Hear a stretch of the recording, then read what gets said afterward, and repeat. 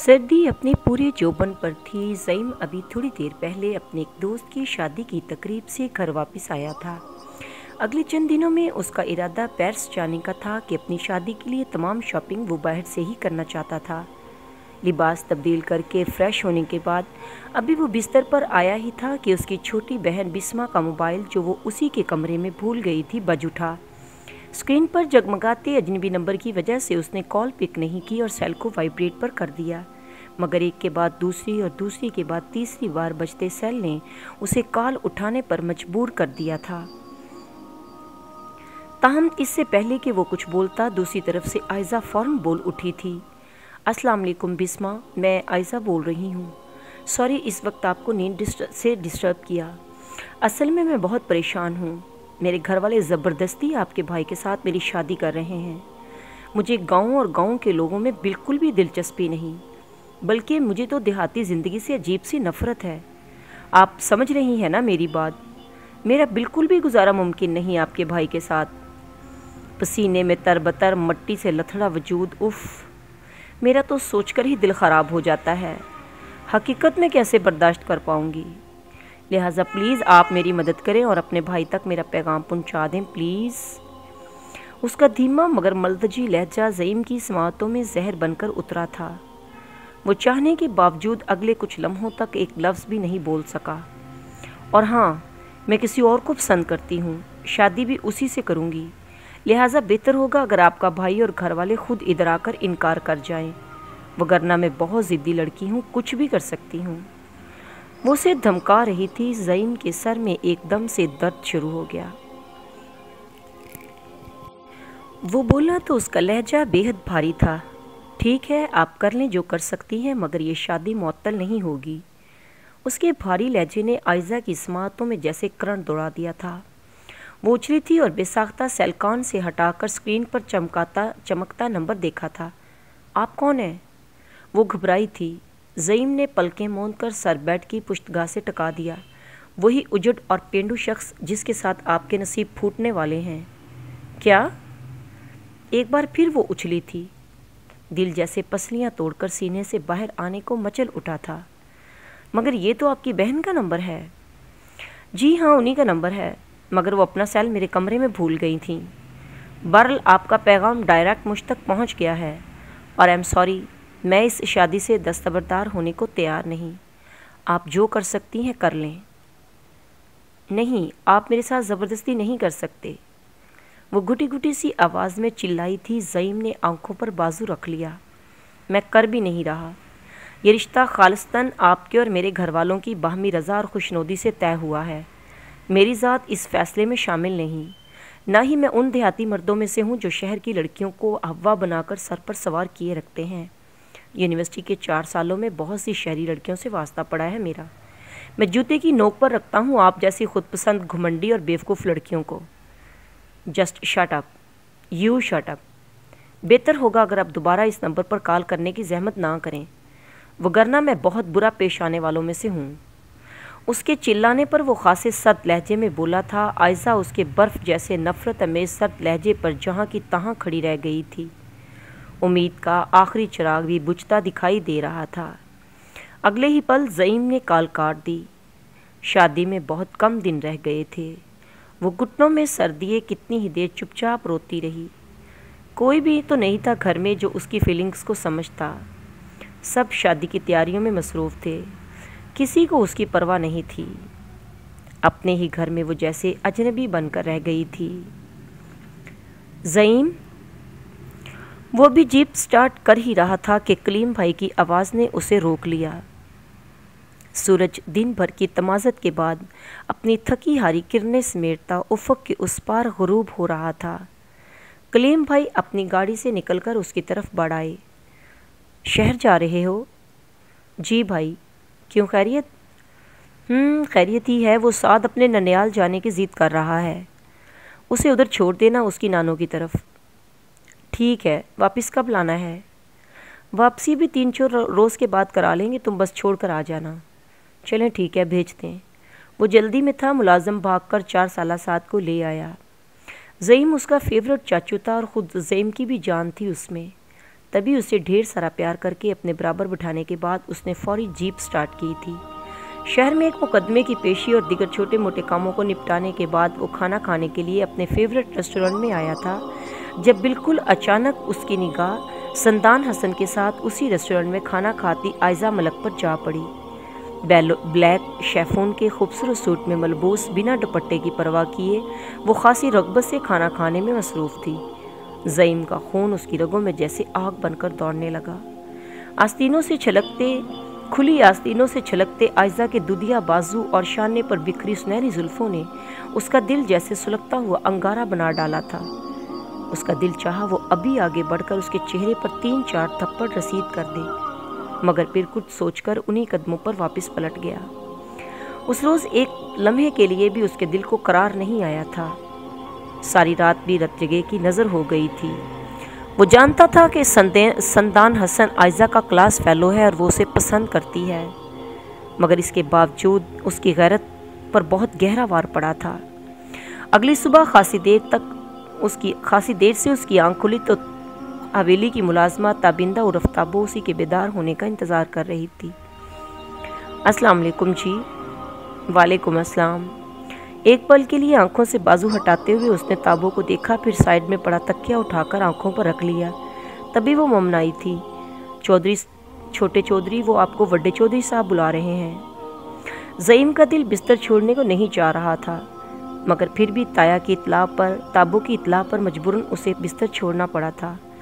Fresh होने के बाद वो हाल कमरे में आया तो वहाँ अल्लाह साया साहब के साथ उसकी माँ फरत बीबी भी मौजूद थी।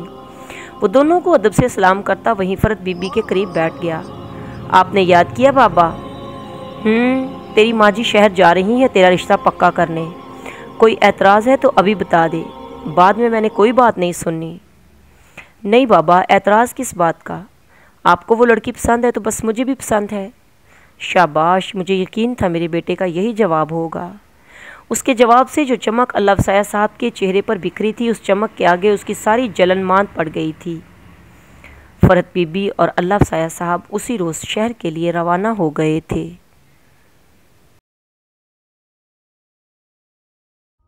ज़ईम के घर वाले मंगनी की रस्म के लिए आ गए थे। वो पिंजरे में कैद चिड़िया की मान बेहद मुस्तरब टैर्स पर इधर से उधर चक्कर लगाती रही। कुछ समझ नहीं आ रहा था कि इस अचानक पड़ने वाली आफत से कैसे छुटकारा हासिल करे। तभी पौन घंटे बाद शगुफ्ता बेगम खुद उठकर उसके पास ऊपर टेरेस पर आई थी। आयजा, उनकी पुकार पर फ़ौरन आंसू साफ करते हुए वो पलटी थी। जी अम्मी, ज़ईम के घर वाले आए हुए हैं। क्या तुम्हारी बहन ऐना ने नहीं बताया तुम्हें? वो करीब आ गई थी। आयजा रुख फेर गई। बताया था, मगर मेरा दिल नहीं चाह रहा अम्मी। मैं इस वक्त यहाँ तुमसे कोई फजूल बात सुनने या बहस करने के लिए नहीं आई। अम्मी प्लीज़, मैं ये शादी नहीं कर सकती। बेहतर होगा आयशा कि तुम इज़्ज़त और शराफत के साथ इसी वक्त नीचे चली आओ। अम्मी प्लीज़, आप एक बार मेरी बात सुन लें। आयशा, मेरे पास अभी इतना वक्त नहीं है। तुम्हें जो भी बात करनी है बाद में करना। अभी फ़ौरन तैयार होकर नीचे चली आओ। इस बार उनका लहजा सख्त था। वो आंसू पीकर रह गई। तकरीबन 15 मिनट के बाद वो बेहद शिकस्ता सी नीचे हाल कमरे में आई थी, जहाँ उस वक्त घर के सब अफराद विराजमान थे। अस्सलाम वालेकुम। बामुश्किल एक नज़र अल्लाह साया साहब और उनकी बेगम पर डालते हुए वो आगे आई थी। फरत बीबी उसे देखते ही जैसे निहाल हो गई। माशाल्लाह, बहुत प्यारी बेटी है आपकी। अल्लाह नज़र बद से महफूज रखे, आमीन। उसका हाथ पकड़कर उन्होंने फ़ौरन उसे अपने करीब बैठा लिया था। तभी शगुफ्ता बेगम बोली थी, आपका बेटा भी तो बहुत प्यारा है भाभी। अलफसाया साहब उनकी बात पर खुलकर हंसे थे। अब हमारा बेटा कहाँ रहा भाभी, अब तो वो आपका बेटा बन गया है। जी हाँ, इसमें तो कोई शक नहीं। आयशा अपने अंदर उठे गुस्से के अबाल को रोकने की कोशिश करती रही। वैसे होता कहाँ है वो आजकल, काफ़ी दिनों से शहर में नहीं देखा। अगले ही पल आज़म मलिक साहब ने पूछा था। जब वो बोले, कहाँ होना है यार, यहीं होता है, ज़मीनों पर मसरूफ़। आजकल तो शिकार का शौक़ भी पाल लिया है उसने। चलो जी, इसी की कसर रह गई थी। अलफसाया साहब की इतला पर दिल ही दिल में उसने दांत पीसते हुए सोचा था। तभी मौज़म साहब بولے، ماشاءاللہ بہت محنتی اور ذہین بچہ ہے آپ کا۔ ہماری خوش بختی ہے کہ آپ نے ہماری بیٹی کو اپنے بچے کے قابل سمجھا۔ میرے تو جیسے تھانوں میں فوٹو لگے ہیں۔ جل کر سوچتے ہوئے اس نے پہلو بدل لیا تھا، تبھی فرت بی بی مسکرائی تھیں۔ آپ ہمیں شرمندہ کر رہے ہیں بھائی صاحب، ماشاءاللہ آپ کی بیٹی بھی کسی سے کم نہیں ہے۔ بالکل، اور میرے خیال سے اب ہمیں انگوٹھی پہنا دینی چاہیے فرد، ورنہ یہ نہ ہو کہ یہ بے ایمان بندہ اپنی زبان سے مکر جائے۔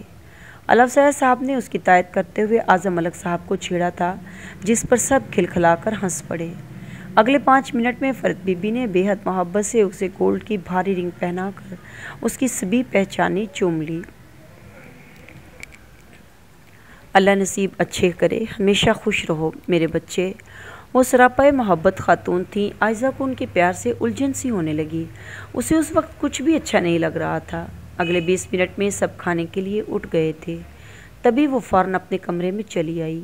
انگلی میں موجود انگوٹھی اسے سینے پر پڑے بھاری پتھر کی طرح محسوس ہو رہی تھی۔ تبھی سب سے پہلے اس نے وہ رنگ اتار کر دراز میں پھینکی تھی۔ آنسو تھے کہ پھل پھل بہتے ہی چلے جا رہے تھے۔ کچھ سمجھ میں نہیں آ رہا تھا کہ کیا کرے۔ اگلے کئی گھنٹوں تک اس نے خود کو کمرے میں قید رکھا تھا۔ زعیم کے گھر والے اسی رات گاؤں واپس روانہ ہو گئے تھے، مگر اس نے دوبارہ کمرے سے نکل کر انہیں اپنی شکل بھی دکھانا گوارا نہیں کیا تھا۔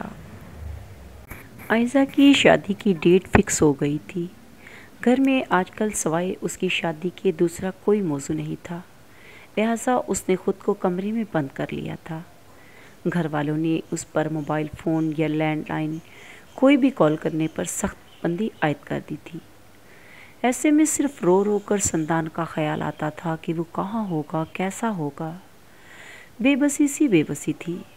اس کے بس میں ہوتا تو وہ گاؤں جا کر اس پینڈو شخص کا گلا گھونٹ آتی جو زبردستی اس کی زندگی کا حصہ بن رہا تھا۔ ابھی یہ اذیت باقی تھی کہ اس روز اس کی یونیورسٹی کی عزیز دوست سعدیہ گھر پر اس سے ملنے چلی آئی۔ کچھ دیر ادھر ادھر کی باتوں کے بعد اس نے عائزہ سے کہا تھا، عائزہ سچ پوچھو تو مجھے ابھی تک یقین نہیں آ رہا کہ تمہاری اور سندان کی شادی نہیں ہو رہی۔ ہمیں لگتا تھا کہ تم دونوں ضرور شادی کرو گے، چاہے کچھ بھی ہو جائے۔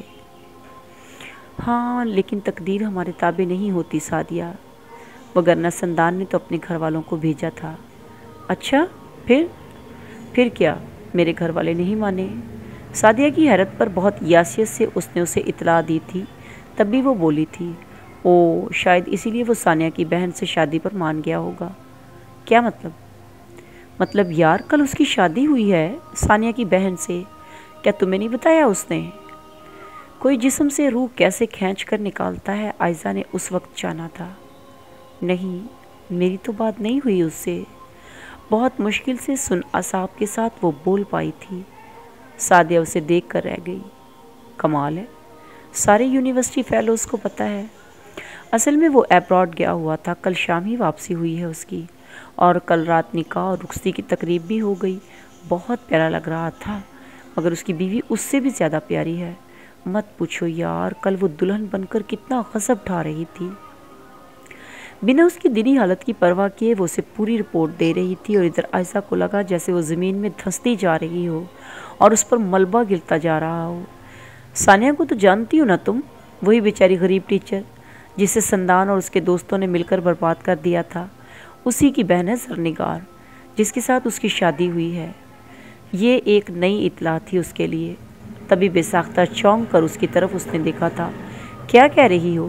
سندان نے ایسا کچھ نہیں کیا۔ وہ تو یہی کہے گا، مگر جس پر یہ قیامت ٹوٹی تھی اس نے خود رو رو کر اپنی بہن کو وہ ساری داستان سنائی تھی۔ سنا ہے اس کے گھر بھی سندان نے کسی عورت کو فرضی ماں بنا کر بھیجا تھا، اور بعد میں اس بیچاری لڑکی کو اتنا ذلیل کیا کہ اس نے خودکشی کر لی۔ خدا کا واسطہ ہے عائشہ، اب اس جادوگر کے سحر سے نکل آؤ۔ اس نے واقعی تمہارے ساتھ بھی چیٹ کیا ہے، بالکل اسی طرح جس طرح تم سے پہلے سینکڑوں لڑکیوں کے ساتھ کر چکا ہے۔ کیونکہ اگر ایسا نہ ہوتا تو کسی صورت ثانیہ کی حسین و جمیل بہن کے ساتھ شادی نہ کرتا۔ تم تو جانتی ہو وہ والدین کا اکلوتا بیٹا ہے، بھلا اس کی مرضی کے بغیر اس کے ماں باپ کہیں اور اس کی شادی کر سکتے ہیں؟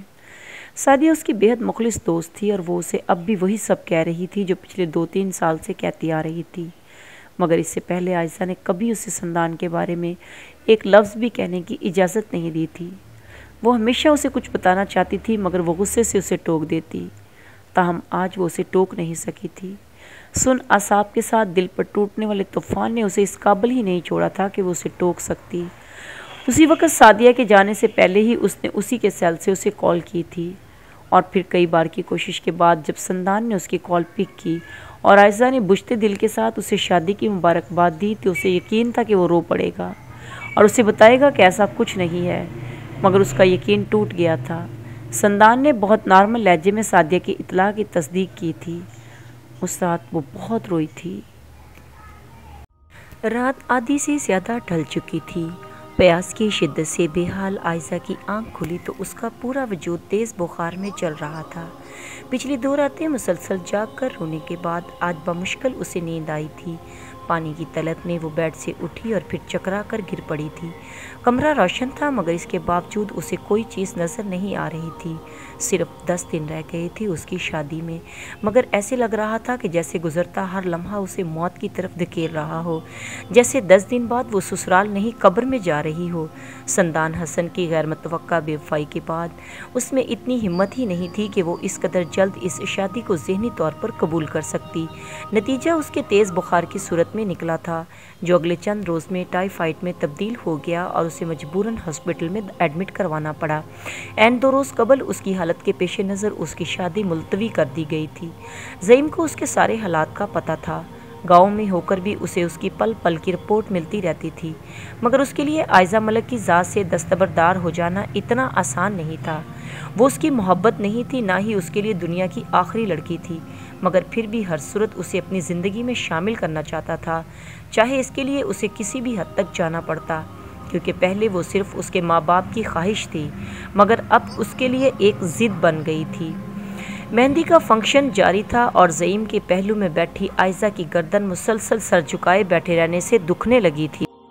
اس کا دل اس لمحے بہت اذیت محسوس کر رہا تھا، جبکہ زعیم کے ملبوس سے اڑتی دل فریب خوشبو الگ پریشان کیے دے رہی تھی۔ اوپر سے وہ جتنا سمٹ رہی تھی، زعیم اتنا ہی پھیل کر اس سے قریب ہونے کی کوشش کر رہا تھا۔ بار بار کبھی اس کے ہاتھ اور کبھی کندھا جیسے ہی اس کے وجود سے ٹچ ہوتے وہ جھنجھلا کر رہ جاتی۔ اس نے 1-2 بار نظر اٹھا کر ادھر ادھر دیکھا تھا، مگر کوئی بھی اس وقت وہاں اس کی مدد کے لیے موجود نہیں تھا۔ عجیب بے بسی تھی، جبکہ سر جیسے درد کی شدت سے پھٹ رہا تھا۔ زعیم اور اس کی ساری فیملی وہیں موجود تھی اور وہ لوگ بے حد خوش دکھائی دے رہے تھے۔ عائزہ کا دل چاہا وہ بچوں کی طرح بلک بلک کر رونا شروع کر دے۔ تبھی اس کا پھپھوزاد معید وہاں آیا تھا اور عائزہ نے اس کی آواز سنتے ہی بے ساختہ پہلو بدلا تھا، کیونکہ معید کے آنے سے صوفے پر اس کے لیے جگہ بناتے ہوئے زعیم پھر اس سے قریب ہو گیا تھا، مگر اس بار اس سے برداشت نہ ہوا تو وہ بول اٹھی، معید بھائی۔ اس کی پکار پر معید کے ساتھ زعیم بھی چونکا تھا۔ میں بہت تھک گئی ہوں، ریسٹ کرنا چاہتی ہوں، پلیز۔ اوکے، میں آنٹی سے کہتا ہوں تقریب ختم کریں، آپ تھوڑا انتظار کریں پلیز۔ اسے تسلی دیتا وہ فوراً ہی اپنی جگہ سے اٹھ گیا تھا۔ تبھی زعیم نے اس کا ہاتھ اپنی گرفت میں لیا تھا۔ عائزہ کو لگا جیسے اس نے کسی بجلی کی تار کو چھو لیا ہو۔ فوری طور پر اس نے اپنا ہاتھ زعیم کی گرفت سے نکالنے کی کوشش کی تھی، مگر دوسری طرف اس کی گرفت مضبوط تھی۔ عائزہ کو اپنے ہاتھ اس کے گرفت میں جکڑا ہوا محسوس ہوا تھا، مارے بے بسی کے اس کی آنکھیں بھر آئی تھیں۔ ہاتھ چھوڑے میرا، چھڑا لو اگر چھڑا سکتی ہو تو، میں نے تو چھوڑنے کے لیے نہیں تھاما۔ فوراً ہی اس کا سرسا جواب بھی موصول ہو گیا تھا۔ وہ ہونٹ کاٹ کر رہ گئی۔ آنسو تھے کہ آنکھوں میں چل رہے تھے، مگر وہ اس پینڈو کے سامنے رونا نہیں چاہتی تھی، تبھی ضبط سے کام لے رہی تھی۔ آپ اس زور زبردستی سے سوائے نفرت کے اور کچھ حاصل نہیں کر سکتے۔ چلو محبت نہ صحیح، نفرت ہی صحیح، کچھ تو مل رہا ہے نا آپ سے۔ وہ بھی ڈھیٹ ابن ڈھیٹ تھا، وہ خون کے گھونٹ پی کر رہ گئی تھی۔ تبھی اس کی پھپھو مرینا بیگم وہاں آئی تھیں۔ زعیم بیٹے، کھانا لگ گیا ہے، آپ کھانا کھا لو، عائزہ بھی تھک گئی ہوگی، تھوڑا آرام کر لے، بہت رات ہو گئی ہے۔ جی آنٹی، لب دبا کر فرمانبرداری سے کہتے ہوئے اس نے اٹھتے اٹھتے اتنی زور سے عائدہ کا ہاتھ دبایا تھا کہ وہ تڑپ کر رہ گئی تھی۔ جنگلی، بنا کسی کی پرواہ کیے وہ بڑبڑائی تھی۔ زعیم سن کر مسکرا دیا تھا۔ برات آ گئی تھی۔ عائزہ کو لگا جیسے اس کا جنازہ تیار ہو رہا ہو اور دفنانے میں بس چند ہی گھنٹے باقی رہ گئے ہوں۔ किसी देहात में सारी ज़िंदगी बसर करने का तसव्वुर ही उसे अंदर से खाए जा रहा था। ऊपर से ज़ईम जैसा ढीठ और बेहिस देहाती मर्द जिसमें इंसानियत नाम की कोई चीज़ ही नहीं थी। मायों के फंक्शन से लेकर उसकी रुखसती तक उसकी कज़न्स उसके साथ रही थीं और अब भी उसकी माँ ने उनकी कज़न को उसके साथ ही भेजा था ताकि आयज़ा अगर कहीं अपनी नादानी से कोई बात बिगाड़े तो वो अपनी समझदारी से संभाल लें। उसे हरगिज़ अंदाज़ा नहीं था कि ज़ईम का गांव उसके शहर से इतनी मुसाफत पर है। पहली बार ऐसा इत्तफाक हुआ था कि वो अपने शहर से किसी गांव की तरफ सफ़र कर रही थी और इस सफ़र की तवालत ने हकीकी मानों में उसकी कमर तोड़ दी थी। एक तो गर्मी, दूसरा भारी भरकम लिबास और तीसरा इतना फासला कि बैठे बैठे उसकी कमर जवाब दे गई। वो अपने घर वालों के जुल्म पर जितना भी गुस्सा करती कम था। वो लोग तमाम रसूमात की अदायगी के बाद सुबह फजर से पहले निकले थे और अब सारा दिन ढल गया था मगर गाड़ी रुकने का नाम नहीं ले रही थी। अजीब बेबसी थी। असर की अजान के करीब कहीं ज़ईम का गांव शुरू हुआ था तो उसने सुकून की सांस ली। वो किसी फातेह की तरह बड़े फ़ख्र से मरीना बेगम और फ़िया को अपनी ज़मीनों के रकबे और इस साल हुई फसलों की कारकर्दगी का बता रहा था। हवा के संग आती खेतों की खुशबू सांसों से टकराती उसे एक अजीब से एहसास से दोचार कर रही थी। यूं ही ज़रा सा सर उठाकर उसने देखा, शाम की हल्की तारीकी रोशनी में इर्द गिर्द तहद्दे निगाह फैली हरी भरी फसलें एक अजीब सा सुहाना मंजर पेश कर रही थीं। उसने थक कर सीट की पुश्त से टेक लगा ली। बहुत फ़र्क था गांव और शहर की ज़िंदगी में। तकरीबन 10 मिनट के बाद गाड़ी एक बड़े से पुख्ता घर के सामने रुकी थी जिसे खूब सजाया गया था। लोगों का एक जुम्मे गफ़ीर जैसे उनका मुंतज़र खड़ा था। ज़ईम जैसे ही गाड़ी से बाहर निकला सब ने उसे घेर लिया। आयज़ा ने इस मंजर को मज़ीद उफ़त भरी निगाहों से देखा था। ज़ईम अगले 2 मिनट के बाद ही सबसे माजरत करता नमाज के लिए चला गया था जबकि वो जैसे इंसानों के झुंड के नर्रे में आ गई थी। उसने कभी इंसानों का ऐसा हजूम और बरफ्तियाँ नहीं देखी थीं। तभी उसका दिल घबरा रहा था। अलबत्ता मरीना बेगम और फ़िया हनबस खुश और फ्रेश दिखाई दे रही थी। शायद उनके लिए ये सब नया नहीं था। मारे थकन के आयज़ा की कमर जैसे टूटने लगी थी मगर अफसोस वहाँ सभी रस्मों में लगे थे। किसी को भी उसकी थकन का एहसास नहीं था। तकरीबन 80,000 गज पर मबनी वो हवेली नमा घर उस वक्त वहाँ इकट्ठे हुए भांत के लोगों की वजह से तंग पड़ रहा था। ज़ईम की दुल्हन देखने के शौक में औरतें जैसे एक दूसरे को कुचल रही थीं, यूँ जैसे वो कोई इंसान ना हो, अजूबा हो। दरोदीवार पर नया रंग रोगन हुआ था। वसीवा अरीज सहन में पीपल और शहतूत के घने सायादार दरख्त सर उठाए खड़े थे। एक तरफ गुसलखाने के पास बड़ा सा हैंड पंप लगा था और वहीं साइड में रंगारंग खूबसूरत फूलों की क्यारियाँ थीं। दूसरी तरफ रंग रोगन से सजी दीवारों के करीब बड़ा सा तंदूर लगा था जिससे उठता धुआं और रोटियों की सूंधी सूंधी खुशबू पूरे सहन में फैली हुई थी। आयज़ा ने सर झुकाए अपने पहलू में बैठी मुरीना बेगम का हाथ जोर से दबा दिया। तभी वो उसकी तरफ झुकी थीं। पुप्पो, मुझे वॉशरूम जाना है और बहुत थकन भी महसूस हो रही है। मुझे लगता है मैं बेहोश होने वाली हूँ। ममनाकर बहुत धीमे लहजे में उसने कहा था। मरीना बेगम सर हिलाकर रह गईं। अगले 2 मिनट के बाद ही बिना किसी की परवाह किए उसे ज़ईम के बेडरूम में पहुंचा दिया गया था। आयज़ा को कमरे में आते ही अजीब से सुकून का एहसास हुआ था। कमरा क्या था, एक रियासत थी जिसके शहर में खोकर वो सब भूल गई थी। वहाँ गांव में कोई इतनी शान शौकत से भी रहता होगा, उसे यकीन नहीं आ रहा था। बड़े से जहाज़ी साइज़ बेड के ऊपर ज़ईम की बड़ी सी खूबसूरत तस्वीर लगी थी। आयज़ा न चाहते हुए भी ठटक कर उसे देखने लगी। बिलाशुबा वो शख्स बेहद खूबसूरत था। आयज़ा को अपनी नज़रें सामने मौजूद स्याह चमकदार मकनातीसी निगाहों वाले से छुड़ानी मुश्किल हो गईं। पहली बार उसने ज़ईम मलक को देखा था और जैसे पत्थर की हो गई थी। सिर्फ चंद लम्हों की बात थी और इन चंद लम्हों में वो जैसे अपना सब कुछ गंवा बैठी थी। एक अजीब सी बरक थी जो अचानक ही उसके सारे वजूद में सरायत कर गई थी। उसे खबर ही ना हुई कि महज चंद लम्हों में उसके साथ क्या हो गया है। बमुश्किल तस्वीर से नज़रें चुरा कर वो दोनों हाथ बेड पर टकाते हुए वहीं बैठी तो उसका दिल यकबारगी बहुत ज़ोर से धड़क उठा। سامنے لگے بلیک وال کلاک میں چھوٹے چھوٹے ہیروں کی مانند دمکتی سوئیاں رات کے 12 بجا رہی تھیں، مگر وہ ابھی تک نہیں آیا تھا۔ عائزہ کا دل اس شخص کے سامنے کے تصور کر کے ہی بے چین ہو اٹھا تھا۔ بھلا وہ اس شخص کا سامنا کس منہ سے کرے گی؟ پریشانی ہی پریشانی تھی۔ ابھی وہ اسی سوچ میں گم تھی کہ اچانک اس کے کمرے کا دروازہ ہلکے سے بجا، اور اس کے ساتھ ہی عائزہ کا دل جیسے اچھل کر حلق میں آ گیا تھا۔ معزز ناظرین، یہ دلچسپ کہانی ابھی جاری ہے۔